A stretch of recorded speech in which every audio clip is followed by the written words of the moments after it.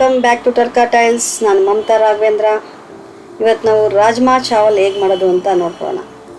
ಅದಕ್ಕೆ ಬೇಕಾಗಿರೋಂಥ ರಾಜ್ಮಾ ನಾನು ನೆನೆಸ್ಕೊಂಡಿದ್ದೀನಿ, ರಾತ್ರಿ ನೆನೆಸಿಟ್ಟಿದ್ದೆ. ಕಸ್ತೂರಿ ಮೇಥಿ, ಪಲಾವ್ ಎಲೆ, ಅಚ್ಕಾರದ ಪುಡಿ, ಗರಂ ಮಸಾಲ ಮತ್ತು ಅರಿಶಿನ, ಈರುಳ್ಳಿ, ಕೊತ್ತಂಬರಿ ಸೊಪ್ಪು ಮತ್ತು ಟೊಮೊಟೊ, ಇಷ್ಟು ಐಟಮ್ ಮೇಯ್ನ್ ಬೇಕಾಗುತ್ತೆ.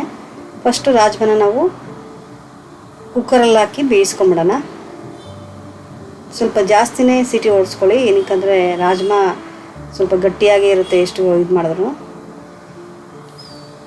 ಒಂದು ಸ್ಪೂನ್ ಉಪ್ಪು ಹಾಕಿ ನಾನು ಬೇಯಿಸ್ಕೊತಾ ಇದ್ದೀನಿ. ಇವಾಗ ನಾವು ಒಗ್ಗರಣೆ ಹಾಕ್ಕೊಂಬಿಡೋಣ. ಒಗ್ಗರಣೆಗೆ ಎಣ್ಣೆ ಹಾಕ್ಕೊಳ್ತಾ ಇದ್ದೀನಿ. 2 ಸ್ಪೂನು ಜೀರಿಗೆ ಹಾಕ್ಕೊಳ್ತಾ ಇದ್ದೀನಿ.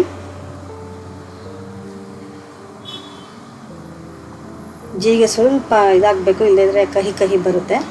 1 ಪಲಾವ್ ಎಲೆ ಹಾಕ್ಕೊಳ್ತಾ ಇದ್ದೀನಿ.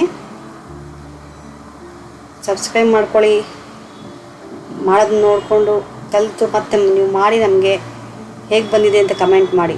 ಈರುಳ್ಳಿನ ಸಣ್ಣಗೆ ಹೆಚ್ಕೊಂಡಿದ್ದೆ, ಅದು ಹಾಕ್ಕೊಂಡಿದ್ದೀನಿ. ಟೊಮೊಟೊ ಕೊತ್ತಂಬರಿ 2 ನಾನು ಮಿಕ್ಸಿ ಹಾಕ್ಕೊಂಡಿದ್ದೀನಿ.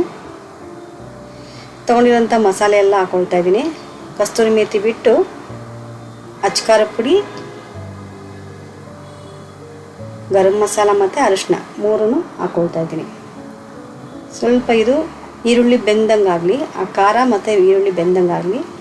ಇದಕ್ಕೆ ನಾನು ಟೊಮೊಟೊ ಮಿಕ್ಸಿ ಹಾಕ್ಕೊಂಡು ಟೊಮೊಟೊ ಮತ್ತು ಕೊತ್ತಂಬರಿ ಅದೆರಡನ್ನು ಇದಕ್ಕೆ ಹಾಕ್ಕೊಂಡಿದ್ದೀನಿ. ನೋಡಿ ಎಷ್ಟು ಬೆಂದಿದೆ. ಒಂಥರ ಪೇಸ್ಟ್ ಆಗೋವರೆಗೂ ನೀವು ಅದನ್ನು ಬೇಯಿಸ್ಕೊಳ್ಬೇಕು. ಈರುಳ್ಳಿ ಬಾಯಿಗೆ ಸಿಗೋ ಹಾಗೆ ಇರಬಾರ್ದು. ಸ್ವಲ್ಪ ನೀರು ಹಾಕ್ಕೊಂಡು ಬೇಯಿಸ್ಕೊತಾ ಸಿಹಿಬೇಡ್ದು. ನೋಡಿ ಅದಕ್ಕೆ ಮುಚ್ಚಳ ಮುಚ್ಚಿ ಬೇಯಿಸ್ಕೊಳ್ಳಿ. ನೋಡಿ ಸ್ವಲ್ಪ ಎಣ್ಣೆ ಬಿಟ್ಕೊಂಡಿದ್ದೀನಿ. ನೋಡಿ ಈ ಥರ ಬರೋವರೆಗೂ ನೀವು ಬೇಯಿಸ್ಕೊಂಡ್ರೆ ಅದು ಯಾವುದೇ ಖಾರ ಸ್ಮೆಲ್ ಬರಲ್ಲ. ಬೆಂದಿದೆ. ಈಗ ನಾವು ಬೇಯಿಸ್ಕೊಂಡಿರೋಂಥ ರಾಜ್ಮಾನ ಇದಕ್ಕೆ ನಾವು ಮಿಕ್ಸ್ ಮಾಡ್ಕೊಳ್ಳೋಣ. 1 ಸ್ಪೂನ್ ಉಪ್ಪು ಹಾಕ್ಕೊಳ್ತಾ ಇದ್ದೀವಿ. ಕಾಳಿಗೆ ಆಲ್ರೆಡಿ ನಾವು ಉಪ್ಪು ಹಾಕ್ಕೊಂಡಿದ್ದೀವಿ. ಟೇಸ್ಟ್ ನೋಡ್ಕೊಂಡು ಸ್ವಲ್ಪ ಹಾಕ್ಕೊಳ್ಳಿ, ಮಸಾಲೆಗೆ ಮಾತ್ರ.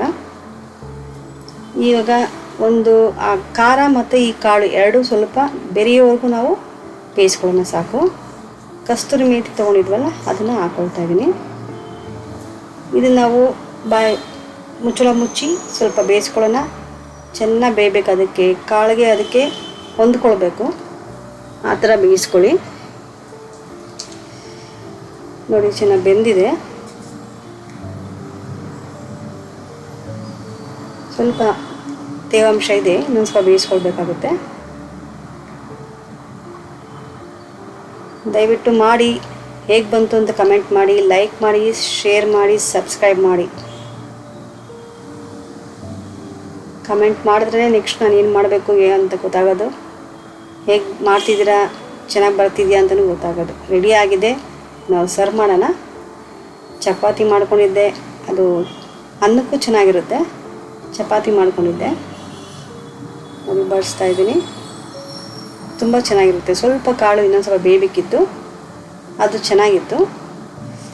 Thanks for watching. See you again.